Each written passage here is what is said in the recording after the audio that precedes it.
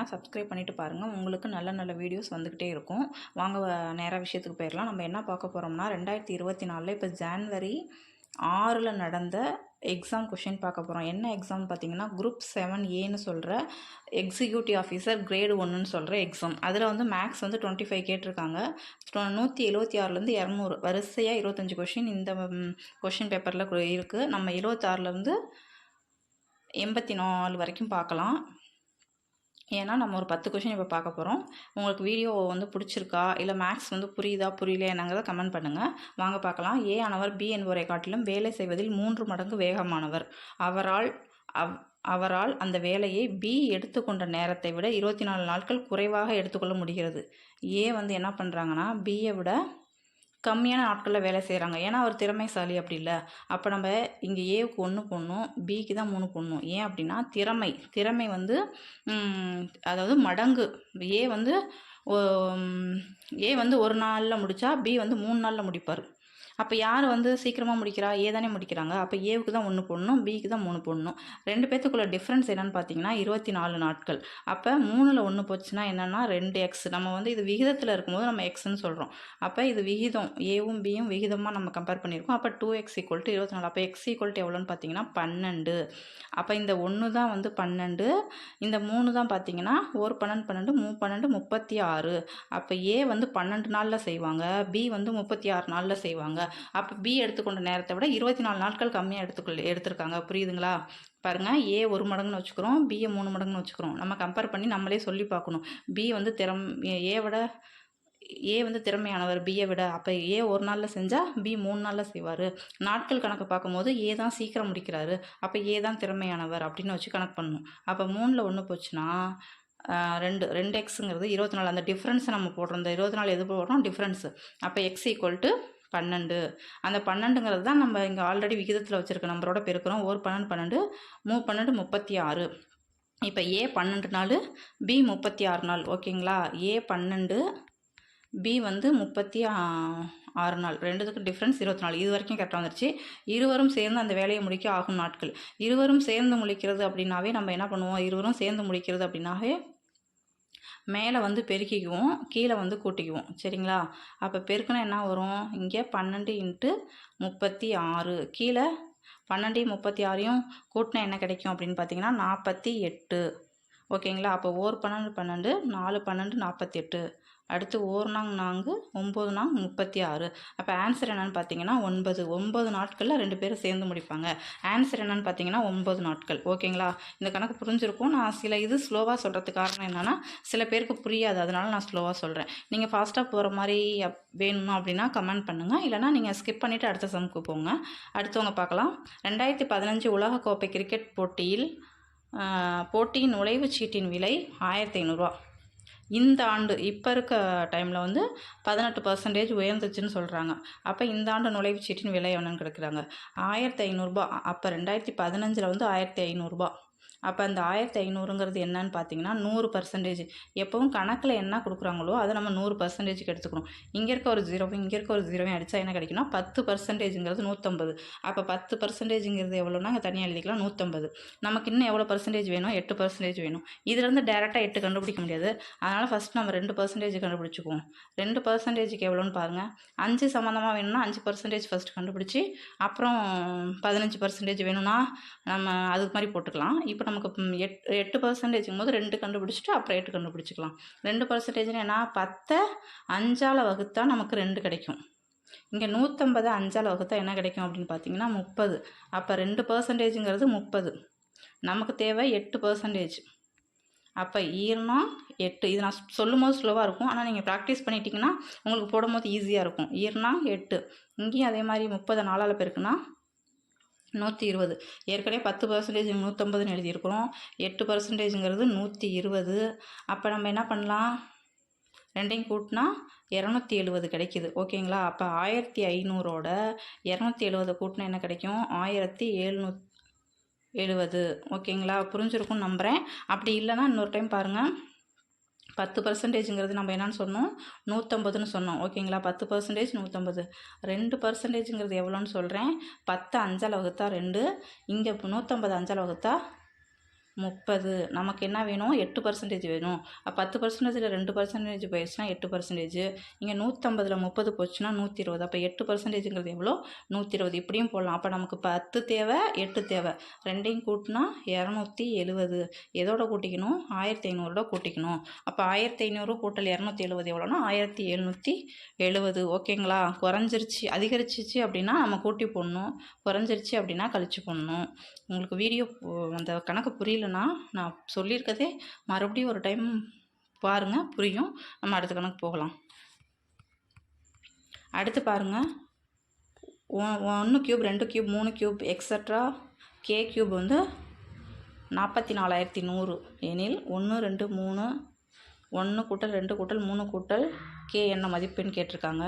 Actually இந்த கணக்கு நான் ஈஸியாகவே சொல்லிடலாம். இதுக்கு வந்து ஸ்கொயர் ரூட் எடுத்தால் ஆன்சர் அப்படின்னு சொல்லிட்டு. பட் நான் வந்து தெரிஞ்சுக்கிறதுக்காக சொல்கிறேன். 1 2 3 அப்படின்னு கூட்டலில் எண்களின் கூடுதல் என்னென்னா அதுக்கு ஃபார்முலாவே ஸ்ட்ரெயிட்டாக இப்போலாம் கேட்பாங்க. n × n+1/2. இதை நல்லா நம்ம மெமரி பண்ணிக்கணும்.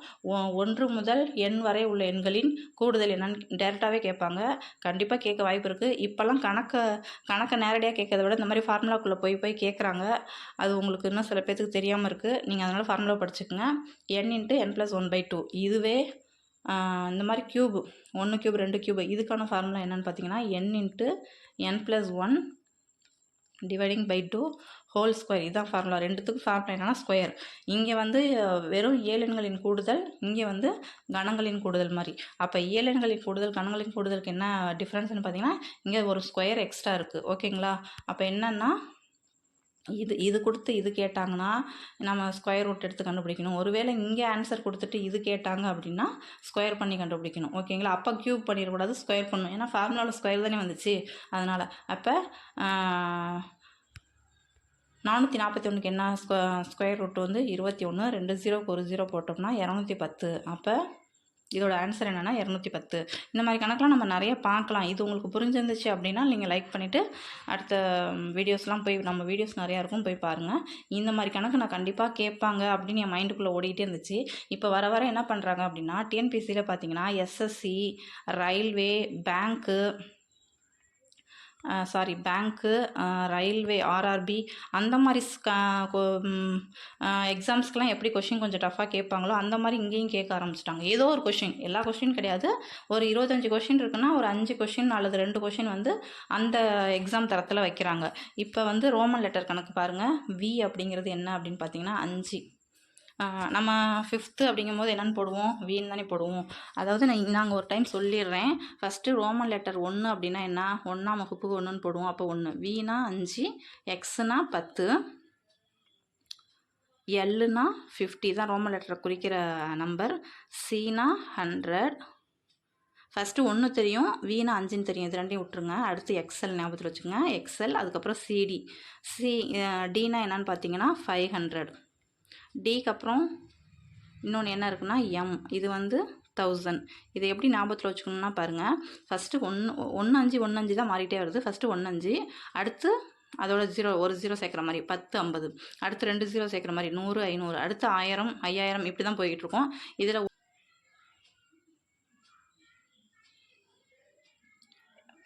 மறுபடியும் பாருங்கள்.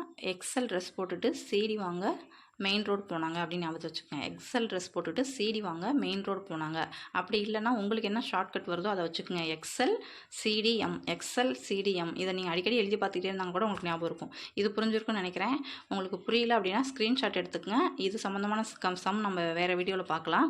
வாங்க அடுத்து பார்க்கலாம். ஃபஸ்ட் ஆப்ஷனும் பாருங்கள், இந்த கொடுத்துருக்கதையும் பாருங்கள். ஃபஸ்ட்டு வீனா என்னென்னு போட்டுக்கலாம், நம்பராகவே எழுதிக்கலாம். 5. எக்ஸ் அப்படிங்கிறது 10, டபுள் எக்ஸ் அப்படிங்கிறதுங்க வந்து என்னென்னா 20. எக்ஸ் 10, இன்னொரு எக்ஸ் 10, அப்போ 20. அடுத்து எக்ஸல் அப்படின்னு பார்த்தீங்கன்னா என்னென்னா இன்னொன்று சொல்ல மறந்துட்டேன். இப்போ உங்களுக்கு எக்ஸாம்பிளுக்கு ஒரு குட்டியாக சொல்கிறேன் பாருங்கள். விஐ ஐவி இது ரெண்டுத்துக்கும் டிஃப்ரெண்ட் என்ன? விஐ அப்படின்னா 6, ஐவினா 4th. இந்த மாதிரி நம்ம சொல்லுவோம். ஏன் அப்படி சொல்கிறோம் அப்படின்னா விக்கு பக்கத்தில் 1 வந்துச்சுன்னா விங்கிறது 5, பக்கத்தில் 1 வந்தால் 5 + 1 6ன்னு போட்டுக்கணும். இதுவே விக்கு முன்னாடி 1 வந்துச்சுன்னா 5ஓட மைனஸ் பண்ணிக்கணும். அதே மாதிரி தான் இங்கே எக்ஸலுக்கு எக்ஸுக்கு அப்புறம் எல் வந்திருக்கா இல்லை எல்எக்ஸ் வந்திருக்கா எப்படின்னு பாருங்கள். இப்போ எல்லுன்னா நம்ம எல்லுக்குன்னு தனியாக மதிப்பு இருக்கா 50, 50க்கு முன்னாடி வந்திருக்கிறதுனால எக்ஸ் 10. அப்போ 50ல் 10 போச்சுன்னா 40. புரியுதுங்களா? எல்லுங்கிறது 50, எக்ஸுங்கிறது முன்னாடி இருக்குது, எக்ஸோட மதிப்பு 10. அப்போ எல்லுக்கு முன்னாடி இருக்கிறதுனால 50 - 10 40. இதுவே எல்எக்ஸ் அப்படின்னு வச்சுக்கிட்டாங்கன்னா அது என்ன அப்படின்னா எல்லுங்கிறது வந்து அதிகமான மதிப்பை தான் பார்க்கணும். எல்லுங்கிறது வந்து 50, எக்ஸ் பக்கத்தில் வருவதனால 60. ஓகேங்களா? இங்கே பாருங்கள் எல்எக்ஸ்னு ஆப்ஷன்லேயே வந்திருக்கு. அப்போ இதோட மதிப்பு எவ்வளோன்னு பார்த்தீங்கன்னா 60. அதுக்கப்புறம் எல்எக்ஸ்னு வந்திருக்கு. அப்போ எல் 50னா எக்ஸ் வந்து 10 10 கூட்டிக்கிட்டோம்னா இது 70. அடுத்து எல் வந்து 50னா மீதி 3x 10 10 10ன்னு கூட்டினா 80. ஓகேங்களா? அடுத்து எக்ஸ் சின்னு பாருங்கள். சீனா நம்ம என்னன்னு பார்த்தோம்? 100ன்னு பார்த்தோம். சியோட வேல்யூ என்னன்னு பார்த்தீங்கன்னா 100. அப்போ எக்ஸ்சி அப்படிங்கிறது சி 100, எக்ஸ் முன்னாடி வந்திருக்கிறதுனால 90. ஓகேங்களா? புரிஞ்சிருக்கும்னு நம்புகிறேன். இப்போ வாங்க பார்க்கலாம். 5 10 20 எக்ஸலுக்கு என்னன்னு பார்த்தோம் அப்படின்னு பார்த்தீங்கன்னா 40. அடுத்து தான் நமக்கு என்ன நம்பர்னு கேட்டிருக்காங்க. அப்போ 5 5 கூட்டினா 10, 10 10 கூட்டினா 20, 20 20 கூட்டினா 40, இப்போ 40 40 கூட்டினா 80. அப்போ 80ங்கிறது எங்கே இருக்குது அப்படின்னு பார்த்தீங்கன்னா சி ஆன்சர். எக்ஸ் எக்ஸ் அப்படின்னு வந்திருக்கிறது தான் இது. உங்களுக்கு புரியும் நம்புகிறேன். நீங்கள் பொறுமையாக பாருங்கள். அப்படி புரியலைன்னா கூட நீங்கள் ஸ்க்ரீன்ஷாட் எடுத்துக்கோங்க. ஓகேங்களா? அடுத்த கொஷின் வாங்க பார்க்கலாம். நான் ஏன் பொறுமையாக சொல்கிறேன்னா நிறைய பேருக்கு புரியாது, அதனால தான் நான் மேக்ஸை பொறுத்த வரைக்கும் கொஞ்சம் ஸ்லோவாக சொல்கிறேன். 2 எண்களின் கூடுதல் 36, அதில் ஓர் எண் மற்றொரு எண்ணை விட 8 அதிகம். அந்த எண்களில் சிறிய எண் எதை? நான் இது ஆன்சர் வந்து கொடுத்துருக்காங்கிறதுக்காக நான் 14 எடுத்துக்கல. நான் ஆப்ஷன்லேருந்து போகிற மெத்தட் எப்படின்னு சொல்கிறேன். ஒரு எண் வந்து 14ன்னு வச்சுக்குவோம். எக்ஸாம்பிளுக்கு 14ன்னு வச்சுக்குவோம். ஒரு எண் 14, இன்னொரு எண் என்னன்னு தெரியாது, ஆனால் கூடுதல் 36ன்னு தெரியும். அப்போ 36ல் 14 கழிச்சா நமக்கு என்ன கிடைக்கும்? 22. அப்போ கூடுதல் வந்து 36. இந்த 22லேருந்து 14 கழிச்சோம்னா என்ன கிடைக்கும்னா 8. ஒரு எண்ணை விட இன்னொரு நம்பர் 8 அதிகமாக இருக்குது. அப்போ இதில் சிறிய எண் எதுன்னு கேட்டால் 14. ஒருவேளை நீங்கள் ஏன் இந்த ஆப்ஷனை சூஸ் பண்ணீங்க, வேறு ஆப்ஷன் சூஸ் பண்ணி காமிங்க அப்படின்னா, ஒரு எக்ஸாம்பிளுக்கு 16 எடுத்துக்கிறோம்னா 36 வர மாதிரி பார்த்தோம்னா 20 எடுத்தால் தான் 36 வரும். அப்போ 20யும் 16யும் கூட்டினா 36. ஆனால் 20ல் 16 போச்சுன்னா என்னென்னா 4. அப்போ ஒரு எண் இன்னொரு எண்ணை விட 8 அதிகம் கிடையாது, 4 அதிகம் தான் இருக்குது. அப்போ இந்த ஆப்ஷன் வராது. அது மாதிரி நீங்கள் ஒவ்வொரு ஆப்ஷனாக எடுத்து பார்த்தீங்கன்னா உங்களுக்கு புரியும். ஓகேங்களா? இது புரிஞ்சிருக்கும்னு நம்புகிறேன். அடுத்த கணக்கு போகலாம் வாங்க. இது ரொம்ப முக்கியமான கணக்கு. அடுத்த கணக்கு பாருங்கள். இந்த கணக்கு ரொம்ப ரொம்ப முக்கியம். இந்த மாதிரி மாடலில் அடுத்து குரூப் 4க்கோ குரூப் 2க்கோ இல்லை இனி வர டிஎன்பிஎஸ்சி எக்ஸாம்ஸுக்கு கேட்க அதிகம் வாய்ப்பு இருக்குது. 2ஆல் வகுப்படும், ஆனால் 4ஆல் வகுப்படாத 3 இலக்க எண்களின் எண்ணிக்கை. 3 இலக்க எண்ணிக்கை அப்படின்னா எங்கே முடியுது அப்படின்னு பார்த்தீங்கன்னா 999. நம்ம 3 இலக்கத்தை மட்டும்தான் கண்டுபிடிக்கும் அப்படின்னு பார்த்தா இதில் 2 இலக்கத்தை கழிச்சிட்டோம்னா 2 இலக்கத்தையும் 1 இலக்கத்தையும் கழிச்சிட்டோம் அப்படின்னா 3 இலக்கம் கிடச்சிரும். 1லேருந்து 99 வரைக்கும் 1 இலக்கமும் 2 இலக்க நம்பர்களும் இருக்கும். அப்போ இது ரெண்டையும் கழிச்சிட்டா நமக்கு என்ன கிடைக்கும் அப்படின்னு பார்த்தீங்கன்னா 900 நம்பர் தான் நமக்கு வந்து பார்த்திங்கன்னா 3 இலக்க எண். அதாவது 100ல் இருந்து 999 வரைக்கும். அதுதான் நான் கழிச்சு இங்கே காமிச்சிருக்கேன். 100லேருந்து 999 வரைக்கும் எத்தனை நம்பர் இருக்குன்னா 900 நம்பர் இருக்குது. இதை 2ஆல் வகுப்படுற நம்பர் அப்படிங்கிறதுனால நம்ம 2ஆலேயே வகுக்கிறோம் டேரெக்டாக. ஏன் 2ஆல் வகுக்கிறோம்னா 2ஆல் வகுத்தா என்ன ஆன்சர் கிடைக்குதோ அவ்வளோ நம்பர்ஸ் 2ஆல் வகுப்படும். அப்போ 2ஆல் வகுத்தா என்ன கிடைக்கும்னா 450 நம்பர் 2ஆல் வகுப்படும். அதே 900 எடுத்து 4ஆல் வகுத்தோம் அப்படின்னா 4ஆல் வகுப்படுற நம்பர் எத்தனை இருக்குன்னு தெரியும். 900 வகுத்தா 9ல் ஈர்னாங்க 8, மீதி 1 இருக்குது, அடுத்து 0, ஈர்னாங்க 8, மீதி 2 இருக்குது, ஐநாங் 20. அப்போ 225 நம்பர் இருக்குது. 2ஆல் வகுப்படுறது பார்த்திங்கன்னா 450 நம்பர், 4ஆல் வகுப்படுறது பார்த்திங்கன்னா 225 நம்பர். இது வரைக்கும் பார்த்தது புரிஞ்சிருக்கும். 450 நம்பர்லேருந்து 225 நம்பரை கழிச்சோம்னா மீதி என்ன இருக்கும் அப்படின்னு பார்த்திங்கன்னா மறுபடியும் 225 இருக்கும். அப்போ 2ஆல் வகுப்படுறது 450, 4ஆல் வகுப்படுறது 225. ஆனால் 2ஆலையும் வகுப்படணும், 4ஆல் வகுப்படக்கூடாது அப்படின்னு பார்த்தீங்கன்னா அது 225 நம்பர்கள். அப்போ ஆன்சர் என்னென்னு பார்த்தீங்கன்னா 225. சம் புரிஞ்சிருக்குன்னு நினைக்கிறேன். புரியாதவங்க நான் மறுபடியும் ஒரு தடவை பாருங்கள். அடுத்த கணக்கு பாருங்கள். இஃப் அதாவது LAMBIC அப்படிங்கிற ஒரு வார்த்தைக்கு ஒரு நம்பர் கொடுத்துருக்காங்க, மற்றும் DIAMOND அப்படிங்கிற வார்த்தைக்கு ஒரு நம்பர் கொடுத்துருக்காங்க. இன்னொரு வார்த்தை என்னென்னு கேட்டிருக்காங்க. இந்த மாதிரி லெட்டர்ஸ் அண்ட் நம்பர்ஸ் கொடுத்து கண்டிப்பாக இப்போ வர எல்லா எக்ஸாம்ஸ்லையும் கேட்டுட்ருக்காங்க. இதில் நிறைய விதம் இருக்குது. அதாவது இதில் அப்படியே நம்பர் கொடுத்து எழுதுகிற மாதிரி இருக்கும், சில இது மாறி மாறி கொடுத்து எழுதுகிற மாதிரி இருக்கும். அதில் நிறையா கணக்கு இது தனியாக நம்ம அப்புறம் வீடியோவை பார்க்கலாம். இப்போக்கி இந்த கணக்குக்கு ஆன்சர் என்னென்னு பார்த்தீங்கன்னா, இங்கே BLIND கொடுத்துருக்காங்க. இது என்ன வார்த்தை மாதிரி கொடுத்துருக்காங்கன்னா இதில் இருக்க வார்த்தையை தான் கொடுத்துருக்காங்க. B இங்கே இருக்குது, L இங்கே இருக்குது. அப்போ பாருங்கள் பிக்கு என்னன்னு பாருங்கள். இது எத்தனாவதாக இருக்குது? 4வதாக இருக்குது. அப்போ பி வந்து 4வதாக அங்கே என்ன வரும்னா 7. அதை ஃபஸ்ட்டு எழுதிக்குவோம். அடுத்து எல் எங்கே இருக்குன்னா ஃபஸ்ட்டாக இருக்குது, அது எத்தனைன்னு பார்த்தீங்கன்னா 8, அதையும் எழுதிக்குவோம். அடுத்து ஐ எங்கே இருக்குது? ஐ இங்கேயும் இருக்குது, இங்கேயும் இருக்குது. இங்கே பார்த்தோம்னா என்ன இருக்குது? ஐ 2வது 6 இருக்குது. இங்கே லாஸ்ட்டுக்கு முன்னாடி ஐ இருக்குது, இங்கேயும் 6 தான். அப்போ 7, 8, 6. அடுத்து என்டி, இங்கே என்டி லாஸ்ட்டில் வருது. அப்படியே பாருங்கள் 92. ஓகேங்களா? அப்போ 7, 8, 6, 92. ஓகேங்களா? இதுதான் ஆன்சர். அடுத்த கொஷின் பார்க்கலாங்களா? இதை சில பேர் இன்னும் சிம்பிளாகவே சொல்லலாம். பேங்க் எக்ஸாமுக்குலாம் ப்ரிப்பேர் பண்ணுறவங்களா இருந்தால் ஃபாஸ்ட்டாக போட்டு சொல்லிட்டு போயிட்டே இருப்பாங்க. ஏன்னா 7, 8, 7, 8ங்கிறது எல்லாத்துலேயும் காமனாக தான் இருக்குது. ஃபஸ்ட்டு ஏன் 3, 2 செக் பண்ணிவிட்டு அடுத்த 3 மட்டும் செக் பண்ணுங்கள் அப்படின்னு சொல்லிட்டு போயிட்டே இருப்பாங்க. நான் வந்து TNPSCயில் சில பேருக்கு புரியாதுங்கிறதுனால பொறுமையாக சொல்லிக்கிட்டு இருக்கேன். உங்களுக்கு ஃபாஸ்ட்டாக தெரியுறவங்க ஸ்கிப் பண்ணிவிட்டு அடுத்த சம் போய் பார்த்துக்கிட்டே இருக்கலாம். அடுத்த கணக்கு பாருங்கள். ப்ளஸ் என்பதை பெருக்கல் எனவும், மைனஸ் என்பதை வகுத்தல் எனவும், பெருக்கல் என்பது கூட்டல் எனவும், வகுத்தல் என்பது கழித்தல் எனவும் குறித்தால் இங்கே கொடுத்துருக்க இந்த நம்பரை எப்படி மதிப்பு கிடைக்குன்னு கொடுத்துருக்காங்க. 12 கேப் விட்டுக்குங்க, 3 கேப் விட்டுக்குங்க, 5, 20 இந்த மாதிரி ஃபஸ்ட்டு பேப்பரில் எழுதிட்டு கூட்டலுங்கிற இடத்துல பெருக்கல். கூட்டல் எங்கே வருது? 3க்கு 5 கிடையாது, அங்கே பெருக்கல். மைனஸ் வர இடத்துல வகுத்தல். மைனஸ் எங்கே வருது? ஃபஸ்ட்லேயே வருது, அதனால் வகுத்தல். அடுத்து பெருக்கல் இங்கே இருக்குது, பெருக்கல் வர இடத்துல என்னென்னு பார்த்தீங்கன்னா கூட்டல். இதை அப்படியே போட்டுக்கணும். போர்ட் மாஸ் விதி அதைத்தான் நம்ம யூஸ் பண்ணணும். ஏன் அப்படின்னு பார்த்தா அந்த ரூல் படி யூஸ் பண்ணால் தான் ஆன்சர் கரெக்டாக வரும். அப்படின்னு என்னென்னா ஃபஸ்ட்டு ப்ராக்கெட்டு, அடுத்து ஆர்டர், அடுத்து பார்த்திங்கன்னா டிவிஷன், அடுத்து மல்டிப்ளிகேஷன், அடுத்து அடிஷன், அடுத்து சப்ரேஷன். அதாவது ப்ராக்கெட் கொடுத்துருப்பாங்க, அதை ஃபஸ்ட்டு முடிக்கணும். அடுத்து ஆர்டர், அதாவது ஸ்கொயர் மாதிரி ஏதாவது நம்பர்ஸ் இருந்துச்சுன்னா அதை முடிக்கணும். அடுத்து வகுத்தல், பெருக்கல், கூட்டல், கழித்தல். இப்போ வகுத்தல் தான் ஃபஸ்ட்டு பண்ணணும். 12 3ஆல் வகுத்தா என்ன கிடைக்கும் அப்படின்னு பார்த்தீங்கன்னா 4. அடுத்து வகுத்தலுக்கு அப்புறம் என்னது? பெருக்கல் தானே. 4, 5 பெருக்குனா என்ன கிடைக்கும்னா 20 ப்ளஸ் கூட்டல் 20. அப்போ 20, 20, 40. அப்போ ஆன்சர் என்னென்னு பார்த்தீங்கன்னா 40. அடுத்த கொஸ்டின் வாங்க பார்க்கலாம். அடுத்தடுத்த இரு இயல் எண்களின் கூடுதல் 75 அவ்விரு எண்கள் என்னென்ன? இதெல்லாம் ஈஸியாக கேட்டிருக்காங்க. 2 நம்பரை கூட்டினா 75 வரணும். அது அடுத்தடுத்த இரு இயல் எண்கள். இயல் எண்கள்னாவே அடுத்தடுத்து இருக்கிற நம்பர்ஸ். அடுத்தடுத்து உள்ள நம்பர் என்னன்னா 35, 40 இல்லை, அது ஆப்ஷனே கிடையாது. ஏன்னா அடுத்தடுத்தே இல்லை. 36, 39 அதுவும் அடுத்தடுத்து இல்லை, அதையும் விட்டுருங்க. 37, 38 தான் அடுத்தடுத்து இருக்குது. அடுத்து 38, 39 அடுத்தடுத்து இருக்குது. ஆனால் ரெண்டையும் கூட்டினா 75 வரும். அப்படின்னா 37யும் 38யும் கூட்டினா தான் 75 வரும். கடைசி கொஸ்டின், 10வது கொஸ்டின் பாருங்கள். அமுதா ஒரு சேலையை 18 நாட்களில் நெய்வார். அஞ்சலி அமுதாவை விட நெய்வதில் 2 மடங்கு திறமைசாலி. யார் திறமைசாலி? அமுதா. அமுதாவை விட நெய்வதில் திறமைசாலி. அஞ்சலி தான் திறமைசாலி. அஞ்சலி ஃபஸ்ட்டு எழுதிக்குவோம், அமுதாவை செகண்ட் எழுதுவோம். அஞ்சலி திறமைசாலி அப்படின்னா அவள் ஒரு நாளில் செஞ்சால் இவள் 2 நாளில் செய்வாள், அந்த மாதிரி. இப்போ அமுதாங்கிறவங்க யார்? இங்கே அமுன்னு போட்டுக்கிறேன். அமுதாங்கிறவங்க 18 நாளில் செய்வாங்க அப்படின்னா இவங்க வந்து ஃபாஸ்ட்டாக செய்கிறாங்க. யார்? அஞ்சலிங்கிறவங்க வந்து ஃபாஸ்ட்டாக செய்கிறாங்க. அப்போ எத்தனை நாளில் செஞ்சுருவாங்க? 9 நாளில். அப்போ இங்கே நல்லா பாருங்கள். அஞ்சலி அமுதாவை விட நெய்வதில் 2 மடங்கு திறமைசாலி.